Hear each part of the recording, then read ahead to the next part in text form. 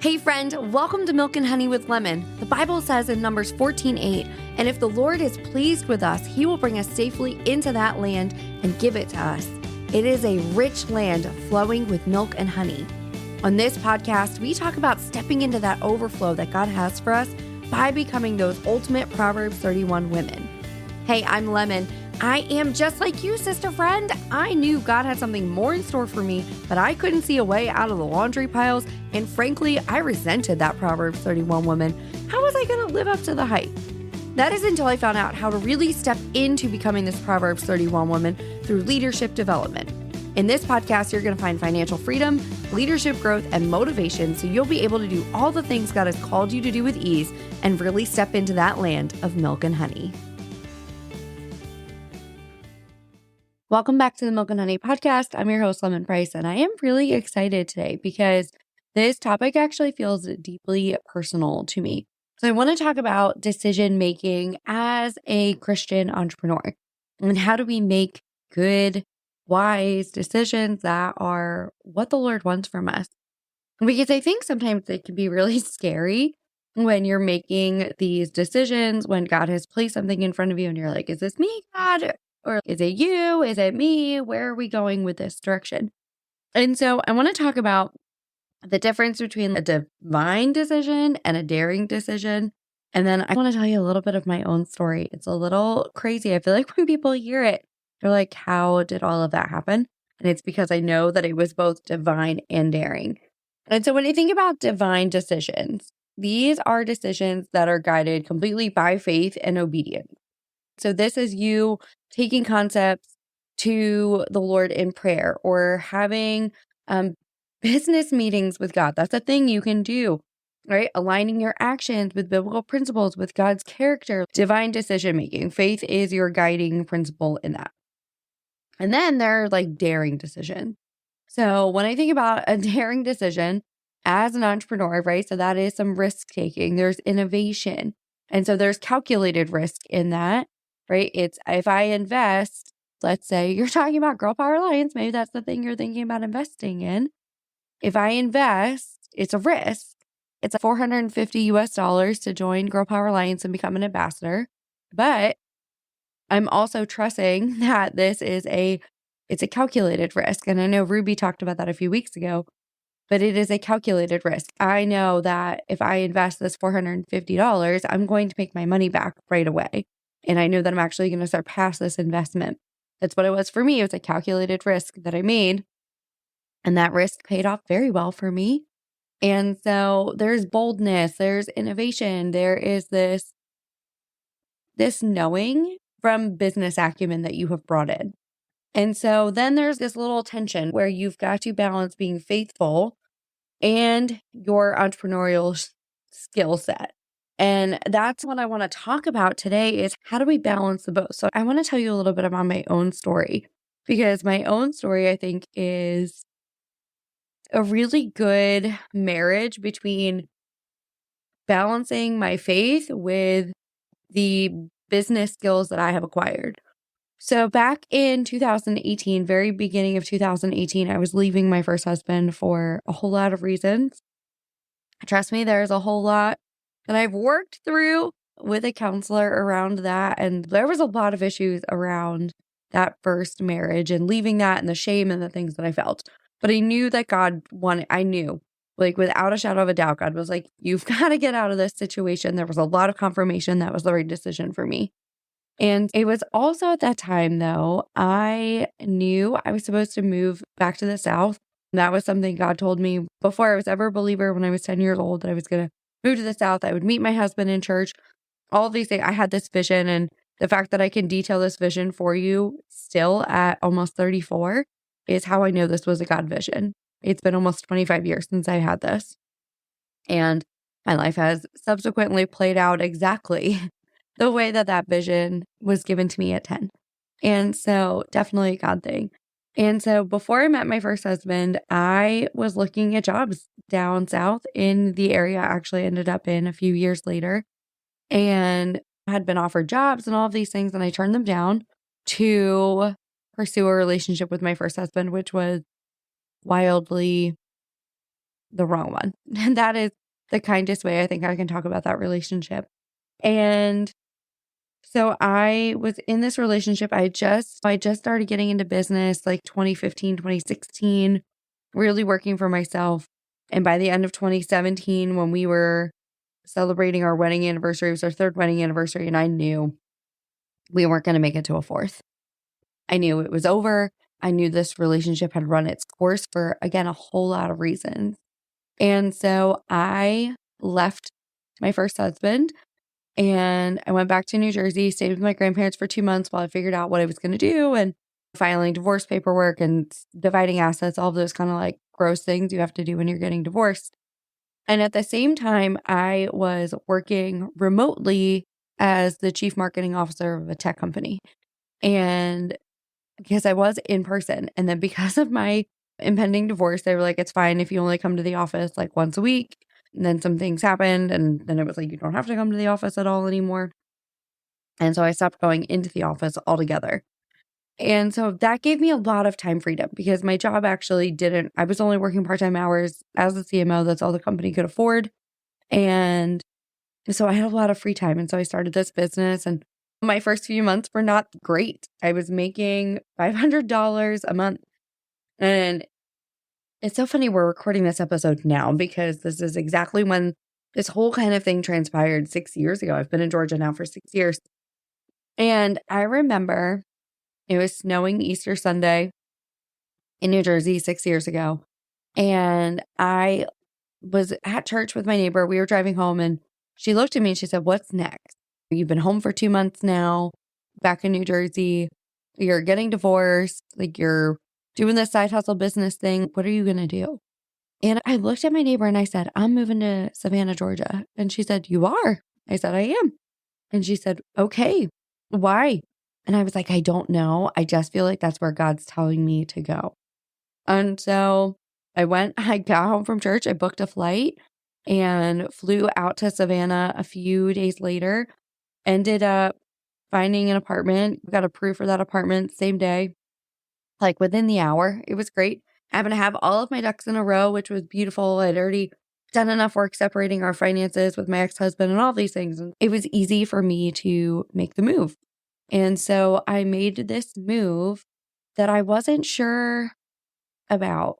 I knew this is where God was leading me to go, but I didn't know why. I didn't know a single solitary person in Savannah, Georgia. Really on paper, this did not make sense.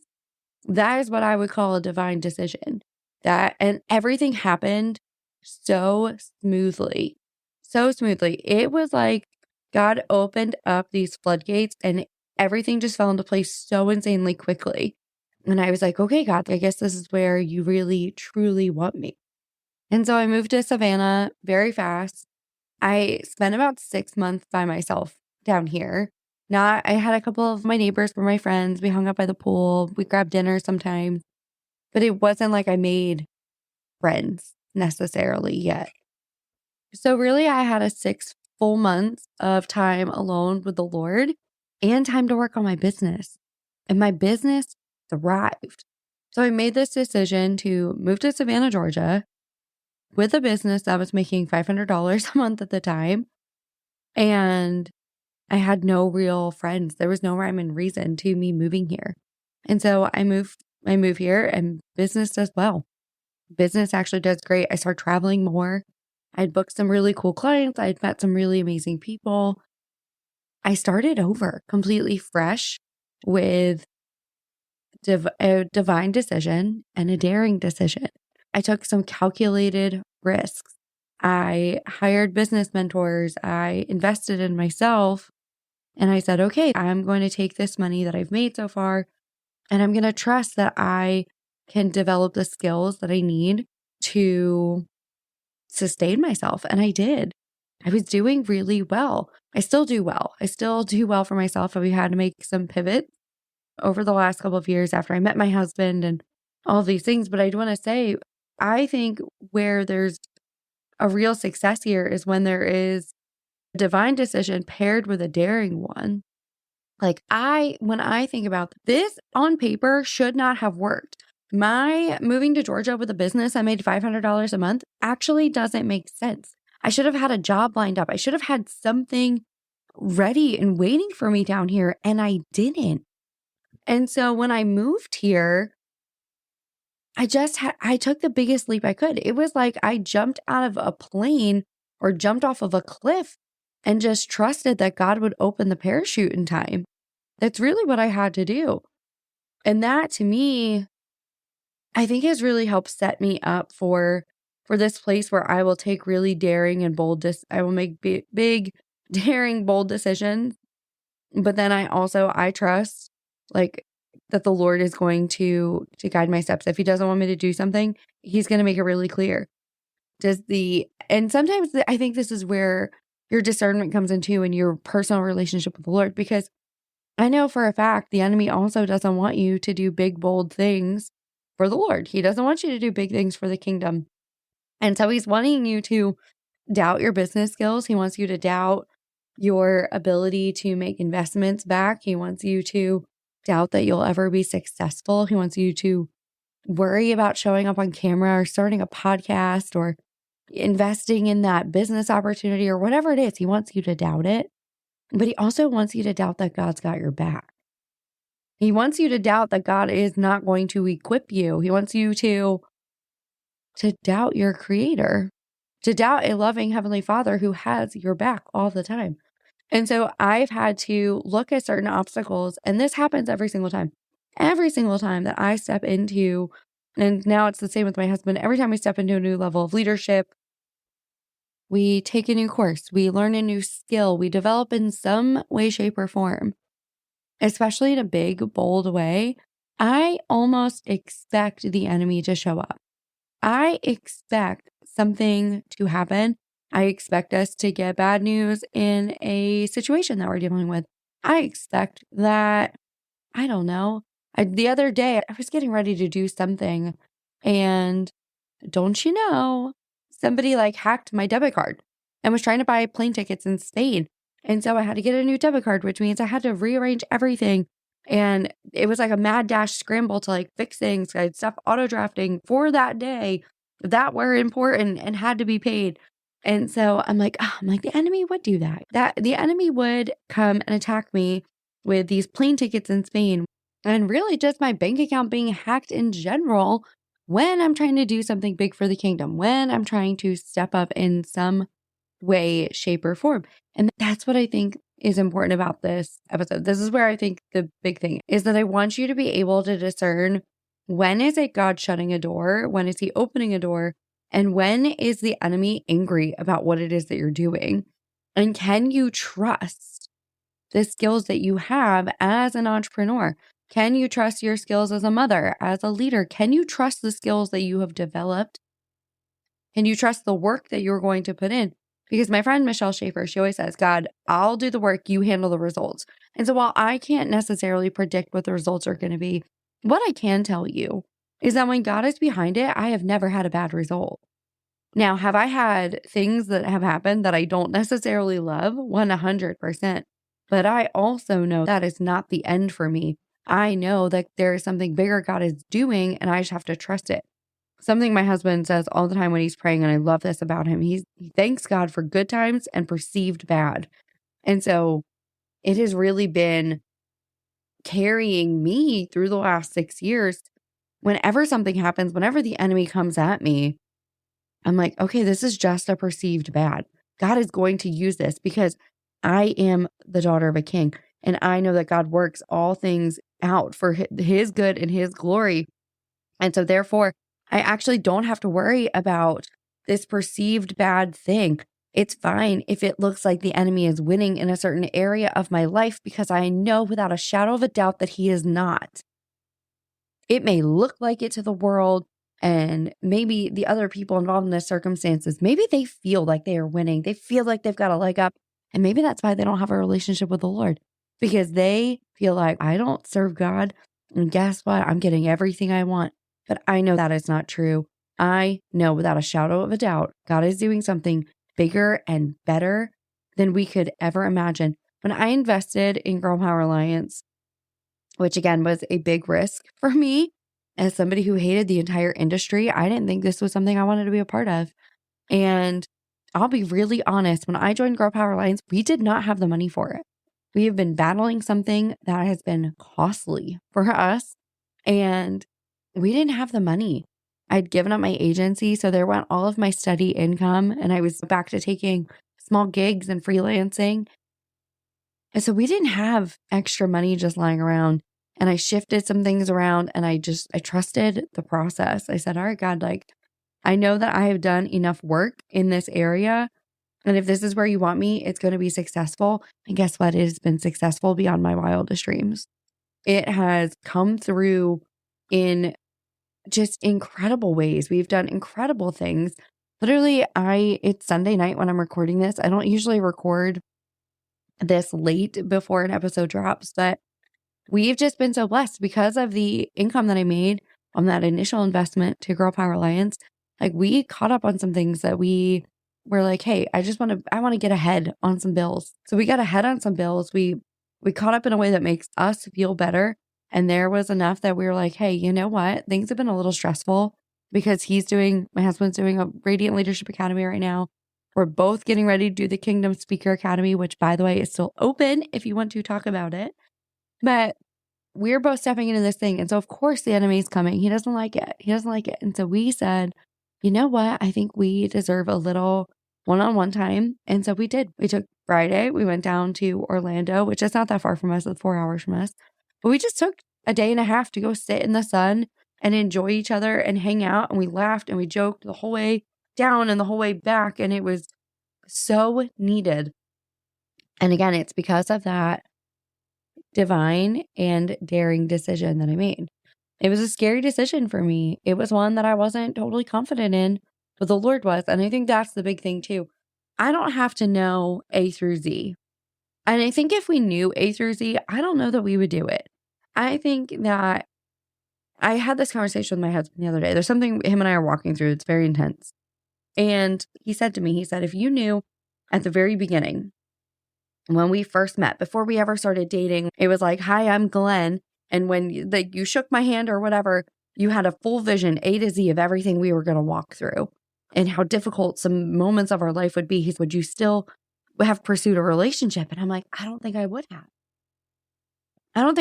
And I say that I love my husband. I love his children. Like, I love my family more than anything in the world. And I can't imagine a world where I don't have them. But before I had the attachment to them, if I had known the things we were going to walk through, I don't know that I would have. And I think that's why God doesn't give us A to Z. I think that's why it's called faith. Because if we knew that the way God was going to have to refine us and mold us and shape us and the things we would have to walk through to get to where he's calling us to be, we wouldn't want to do it. But he gives us a little at a time. He makes us stronger a little bit at a time. He shows us we can trust him even a little bit more at a time. He develops our skills a little bit more at a time. And that's where I think this beautiful intersection of divine decision-making and daring decision-making come together.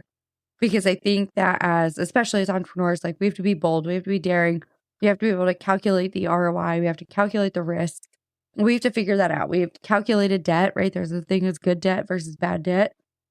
Are you taking on good debt? How are you making those decisions? And that knowledge is going to come from you and your skill set and your development as an entrepreneur. But then also, what is your relationship with the Lord like? How is he directing you and guiding you and steering you? What is the plan he has for you? And that's where I think those two things come together. And so I want to encourage you, if there's a decision you've been putting off making, have a business decision, have a business conversation with the Lord. Take it to him.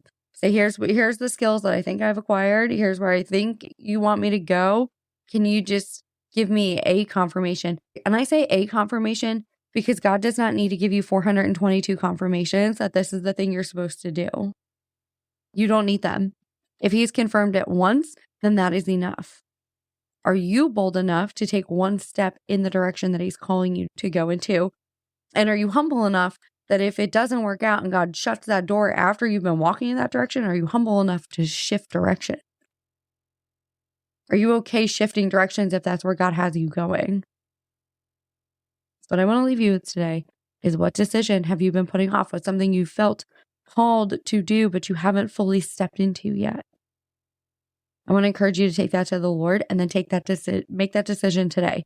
Make that step today. Invest in that thing today. Because I promise God will reward obedience. It may not always look the way that we envision it looking, but I promise He will reward the obedience. So I hope you have a great rest of the week. I have a really fun episode coming up for you later this week. My friend Michelle Tufford is going to be on here, and she is just going to be pouring out in such a beautiful way. So stay tuned for Wednesday's episode, and I will see you next time. Bye, friend. Hey friend, what a joy it has been to share today's journey with you. If you found a spark of inspiration or a nugget of wisdom that resonated, would you bless someone else by sharing this episode with them? It could be the encouragement they need to step into their purpose and calling. Also, if you could spare a moment to leave a review, it would mean the world to me. I really appreciate your feedback, and it really helps our community grow. Remember, the road to discovering God's call for you isn't one you have to walk alone. So join me again next Monday for another episode where we'll continue to explore the depths of leadership and the heights of our heavenly calling.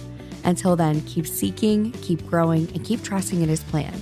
God bless you, and I'll catch you on the flip side. Bye, friend.